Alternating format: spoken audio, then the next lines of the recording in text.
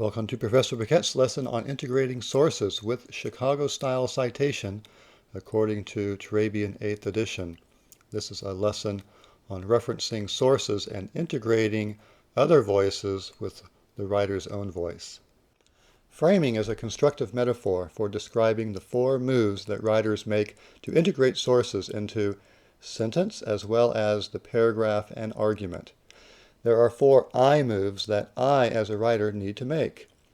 I need to integrate or introduce the author and reference using signal phrases, integrate the reference into one's own sentence, i-cite the reference at the end of the clause or sentence, and interpret the reference in a way that supports my claim. Writers introduce, integrate, i-cite, and interpret references and quotations using a frame. The top frame includes these four moves. Introduce the author by name or by role. Introduce the quotation with a signal phrase in the present tense. Integrate the quotation into the grammar of the sentence, either with a separated drop-in quotation introduced by a comma or colon, or an integrated weave-in quotation with merged syntax, and then enclose in quotation marks and apply in punctuation. The bottom frame includes placing the citation at the end of the clause or sentence and interpret the quotation accurately to support your claim. These six features form the advanced organizer for this lesson. So let's be on our way. As a preliminary matter, what are sources? Well, sources are various places, classically called topoi, which is place in Greek, or lokoi in Latin, from which writers find information to develop their arguments and evidence, referenced in four forms: quotations, summaries, paraphrases, and list of facts. Writers not only reference sources from other writers, but also integrate all sources by applying several expected methods to incorporate the borrowed words and ideas into their own text, both to respect their other voices and to distinguish them from one's own voice, also while keeping one's own voice. Sources are classified as primary works, secondary research, and tertiary sources. See a Manual for Writers, Chapter 3, for these three terms.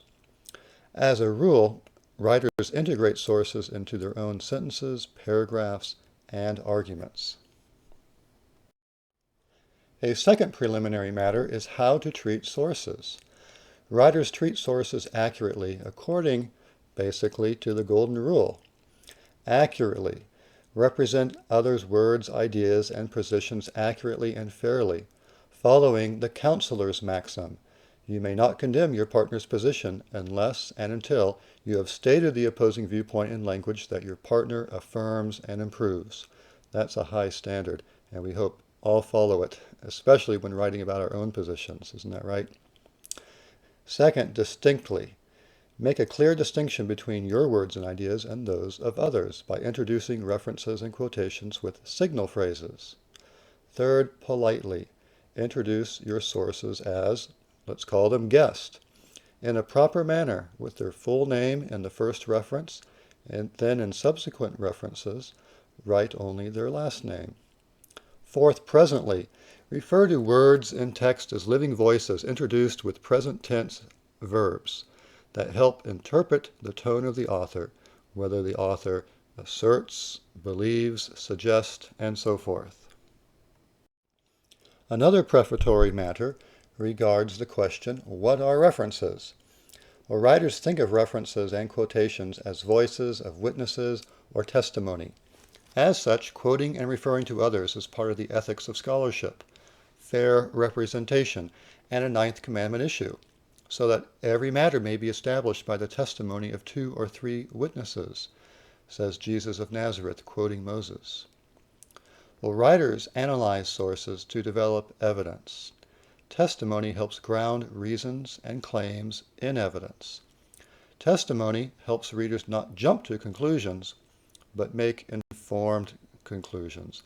And in that way, writers serve their audience and serve a reasonable and critical society. There are four forms of reference used for different purposes. Writers refer to sources by quoting, summarizing, paraphrasing, and listing facts as appropriate. Principles of reference apply nearly equally to the four forms of reference. Direct quotations should be enclosed in quotation marks or blocked for longer quotations. Summaries condense information, giving the sense of a source or the gist of its argument. Paraphrases rephrase short passages of information and meaning in one's own words. Facts and statistics are listed and shared with appropriate context information. Well, principles of reference include introducing, incorporating, citing, and interpreting references. Now, let me add a note on usage. Okay, quote is a verb, quotation is a noun. Okay, quote is not a noun. For example, C.S. Lewis has an interesting quotation, okay, not quote, when he quotes a line from Plato's dialogue. A note on limiting quotations. Writers use quotations when they want to record the exact words of an author, especially primary sources in the humanities, because primary texts serve as evidence in the humanities. However, when exact words are unnecessary, it is better style to summarize and paraphrase arguments and passages in sources, especially secondary sources. Now, it can be tempting to parrot other writers by inserting mini quotations, but direct quotation has cost. First, it is difficult to integrate many quotations, and second, you will lose your voice and sense of authority if you use quotations too much. Instead of quoting full sentences, then, writers usually prefer to quote only important phrases. So consider this dictum or proverb. Quotation indicates slavish dependence, but summary signals understanding and wisdom, which target readers pick up upon and understand. Well, when to use quotations? Well, writers record exact words in quotations for 5 specific reasons. First, as evidence. Exact words constitute evidence, especially in the humanities, that grounds and support your reasons. Second, testimony. Exact words are from an authority who adds testimony to your claim. Third, striking. Exact words are strikingly original or particularly appropriate or apt. Fourth, compelling. Exact words express key concepts so well that the quotation can frame your argument. Fifth, exactness. Exact words show fairness in representing an opposing viewpoint before you want to reply to it. Other than these 5 reasons warranting direct quotation, it shows good understanding and style to summarize a source's points or to paraphrase a passage's details in your own words. Well, introducing authors. What's in a name? Well, when writers introduce an important author for the first time, they spell out the author's full name just as appears on the title page of the source, omitting any professional titles. The writer may also include an author's credentials if the author may not be familiar to target readers. Alternatively, one may introduce a minor scholar by the author's role, such as one commentator claims, or another school of thought suggests, or some believe that. Then for subsequent references, writers refer to the author's last name only. For example, C.S. Lewis is known for his fiction among young people. Among adults, Lewis is also read for his apologetics and literary criticism. Writers use signal phrases and avoid says or said to introduce references, placed before the references and in the literary present tense usually, to introduce and separate the author's words and ideas. For example, the French existentialist writer Albert Camus suggests that the world of myth is a world of no more questions, only eternal answers and commentaries. So on the bottom of the screen, you'll see verbs and signal phrases of many kinds that you can use to introduce references and avoid the word says. These are normally in the literary present tense rather than the past tense. As a rule, writers integrate quotations into their own sentences. Integrate run-in or block quotations in two ways. First, the separated quotation. Drop in a quotation by introducing and separating it with a comma after a phrase or with a colon after an independent clause. Second, what's called the integrated quotation. Weave in a quotation within the syntax and grammar of your own sentence, often with the word that, followed by a word starting with a lowercase letter, not an uppercase letter. An example of a separated quotation. Poet and critic T.S. Eliot has remarked, "We must derive our theory of education from our philosophy of life." The problem turns out to be a religious one. Eliot suggests that education is a form of religious formation, or what might generally be called discipleship. Well, how is this a separated drop-in quotation? Where is my punctuation? Well, it's right after the word remarked, and that comma separates my words from T.S. Eliot's words. Also, the punctuation includes the quotation marks. Where is the signal phrase? Well, it's in the verb has remarked in the present perfect tense, which is still the present tense. Well, where is the end punctuation? Well, it's within the closing quotation mark right after the word one. Where do I place the note number? Well, on the right side or outside of the closing quotation mark. And also, you notice that I include an interpretation after the quotation, which helps integrate the quotation into the claims of my argument and into the reasons of my paragraph. An example of an integrated quotation. "We must derive our theory of education from our philosophy of life," concludes poet and critic T.S. Eliot, because the problem turns out to be a religious one, thus suggesting that education is a process of religious and spiritual development. Well, how is this a separated drop-in quotation? Well, where is my punctuation? Well, the punctuation is less here because I have tried to integrate this into the grammar and syntax of my own sentence. Well, where is the signal phrase? Well, it is after the first part of the quotation, which I have broken into two pieces, with the present tense verb concludes. In what tense do I write it? Well, in the literary present tense, because when I write about literature, I write about a living voice in the present tense, because every time I open a book, it speaks to me in the present. Well, where do I place the note number? Well, at the end of the sentence here, after the closing end punctuation, the period. Is one allowed to change the capitalization of the first word? Yes. I can change, if I want, the W in we, and other parts of the quotation. I can modify a word to, or one letter to integrate it into my syntax.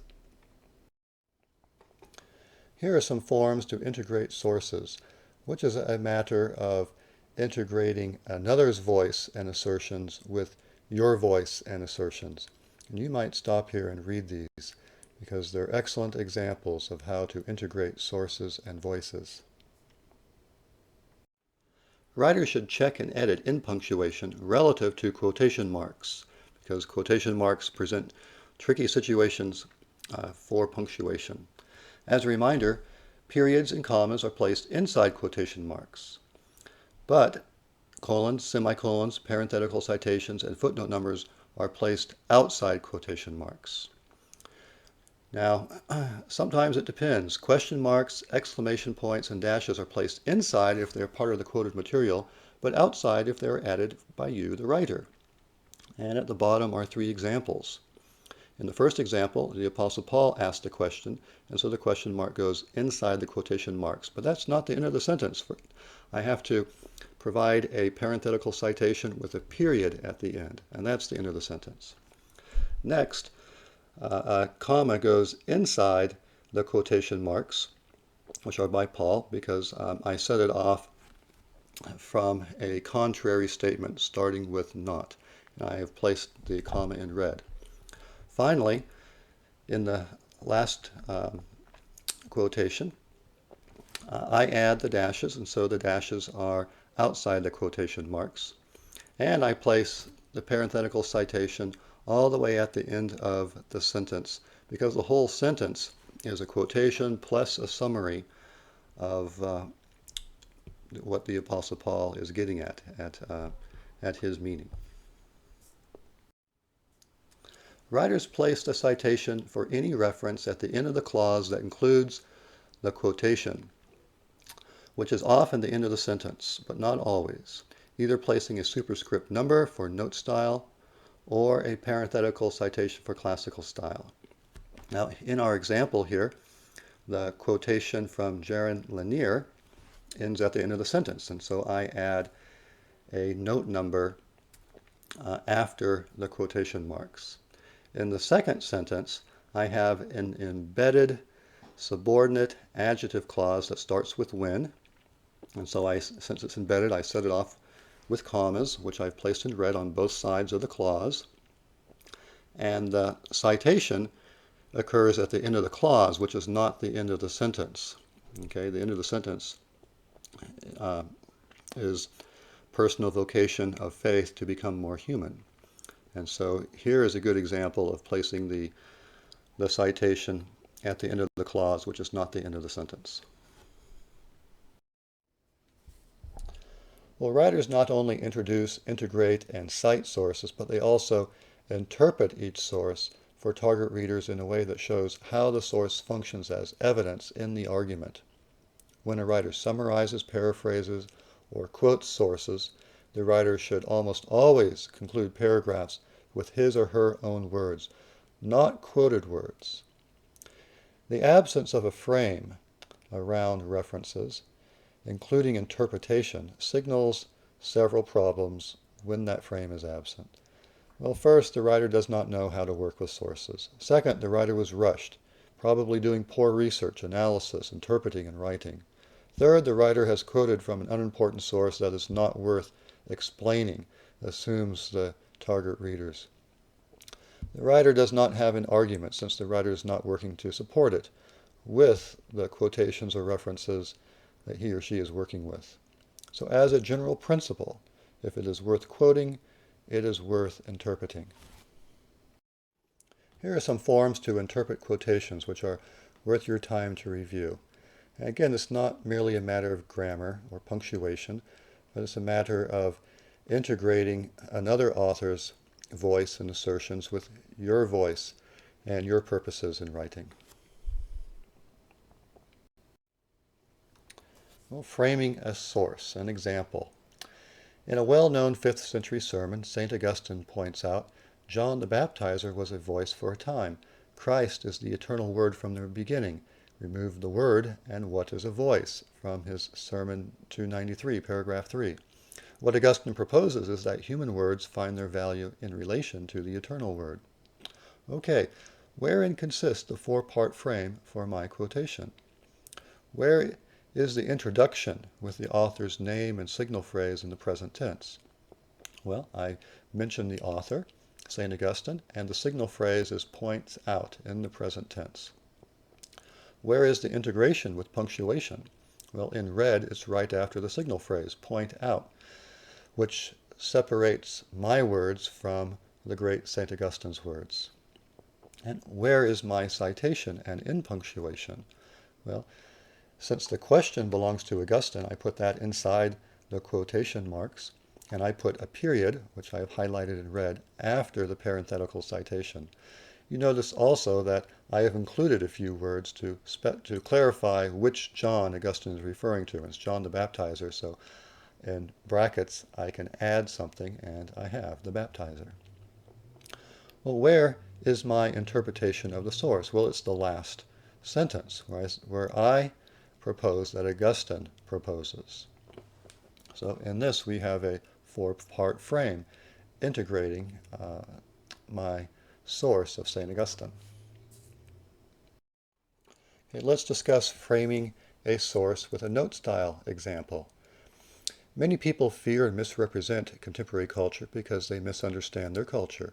James K.A. Smith observes this tendency, much that is associated with cultural modernity is in fact the fruit of modernity. Close quotation. For instance, individualism, relativism, and consumerism are, quote, fruit nourished by deeply modern roots, unquote.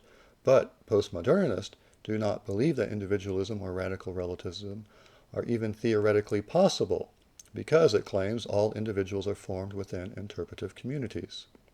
Okay, wherein consists my four-fold frame for this reference? Where is the introduction with the author's name and signal phrase in present tense? Well, I name the author, giving his full name. I have a signal phrase in the present tense in the word observes. Where is the integration with punctuation?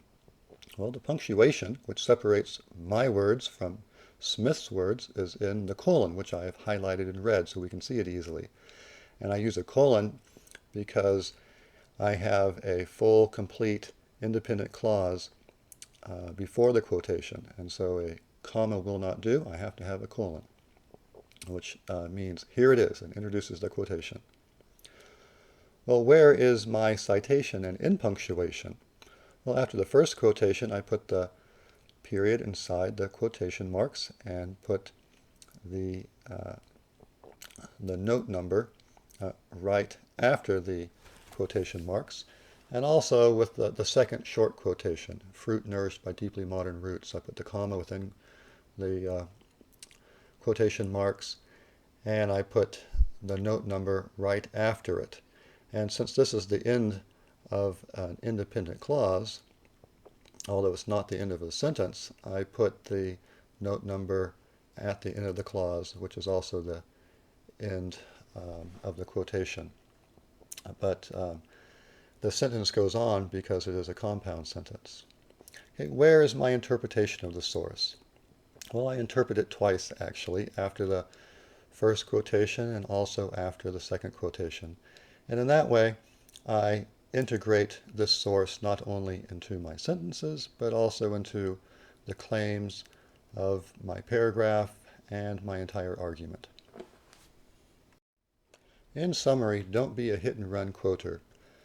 From a reader's perspective, it seems like a quotation might have just dropped out of the sky into one's paper, but the reader will wonder, and the purpose of this quotation is? What's it doing here? What's its function?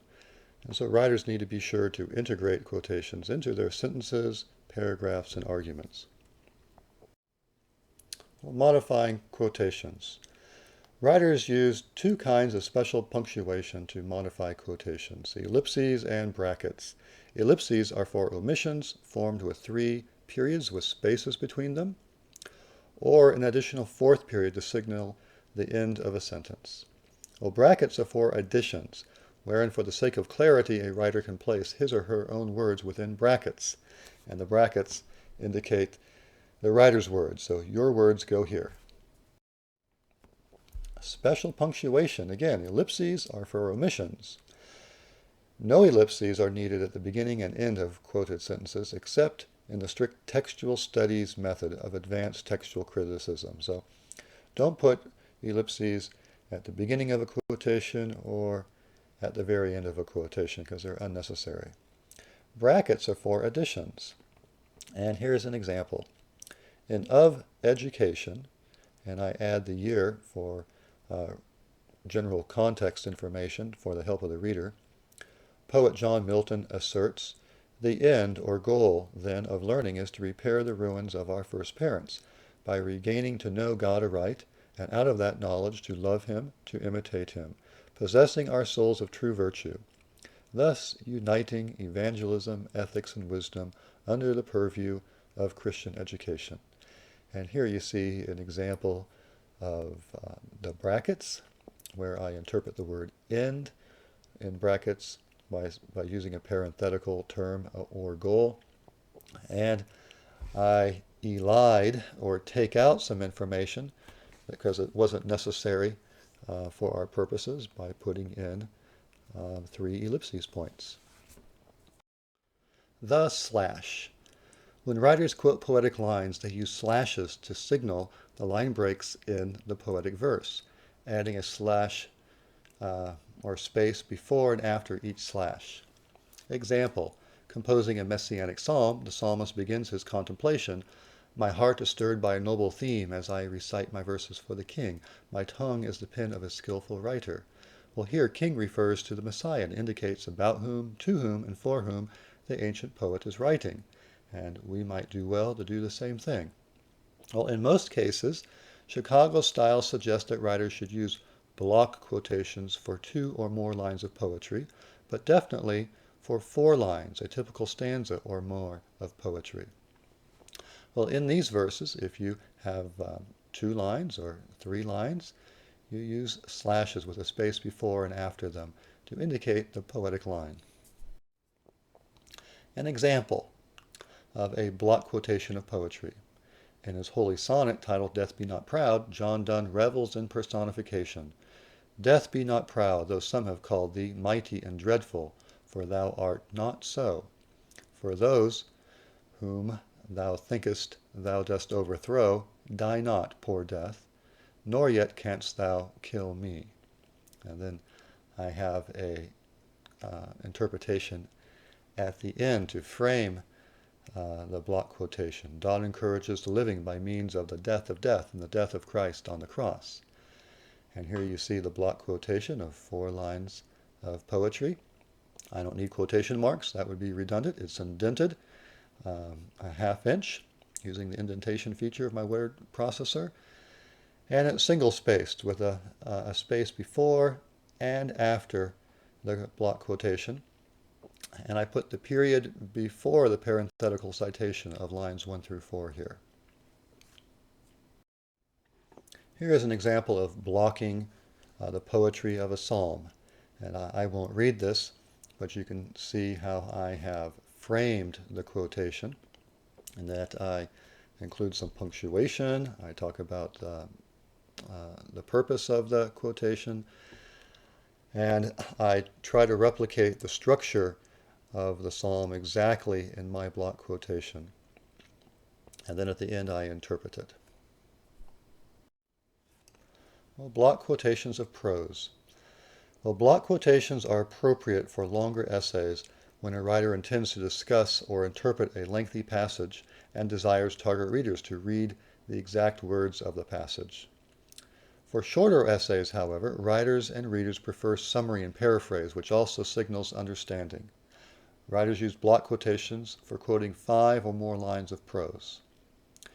Writers usually introduce block quotations with a complete sentence followed by a colon, which is more formal than a comma. Turabian specifies the following format and style. Single-space the block quotation, leaving a blank line before and after it. Indent the entire quotation 5 spaces using the word processor's increase indentation level, and do not add quotation marks. That would be redundant because the block format already indicates quotation. And these principles, which Turabian specifies, applies to block quotations of prose and poetry. And here's an example of block quotation. Theologian Kevin Van Hooser teaches and encourages Christians to work hard to exegete both scripture and culture, colon, and then starts the block quotation, which I'll read. In order to be competent proclaimers and performers of the gospel, Christians must learn to read the Bible and culture alike. Christians cannot afford to continue sleepwalking their way through contemporary culture, letting their lives and especially their imaginations become conformed to culturally devised myths, each of which promises more than it can deliver.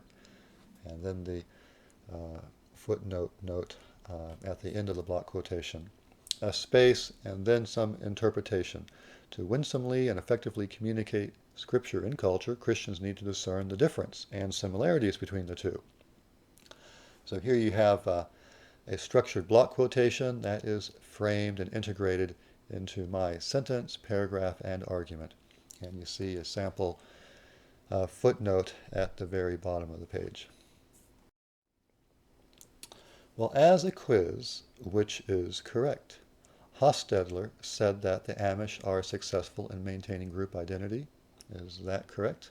I think not, because I'm using the word said instead of a signal phrase in the present tense. I have the word that before a capital letter, and when I use the word that, I'm trying to integrate a quotation into my sentence, so I need to have a lowercase t in the word the, and I shouldn't use parenthetical citation with a page number in Chicago style. But then the next two examples, okay, are pretty good. They're correct. John A. Hosteller, I write his full name the first time I mention him, explains how. Here's my signal phrase, and I integrate this as a weaved-in quotation with the note number at the end of the sentence. And again, I have a separated quotation that is dropped in, where John A. Hosteller observes, comma, and the quotation with a note number and a sample footnote at the bottom of the page. Well, an integrated quotation would look like this. A separated quotation follows, and Turabian explains a change that you may have been wondering about. In most disciplines, you may change the initial letter of a quoted passage from a capital to lowercase or from lowercase to capital without noting the change. If you weave the quotation into the syntax of your sentence, begin it with a lowercase letter. Otherwise, begin it with a capital letter if it begins with a complete sentence, with a lowercase letter if it does not. Okay, and I've applied these principles in the integrated quotation and separated quotation, which you see here. The final frame. In sum, there are 4 I moves that I and you need to make as working writers. First, we need to introduce the author and reference using signal phrases. Second, integrate the reference into one's own sentence and syntax. Third, i-cite the reference at the end of the clause, which is sometimes the end of the sentence. And fourth, interpret the reference in a way that supports one's claim. Well, thank you for your attention, and I wish you the best as you integrate sources into your sentences and paragraphs and arguments.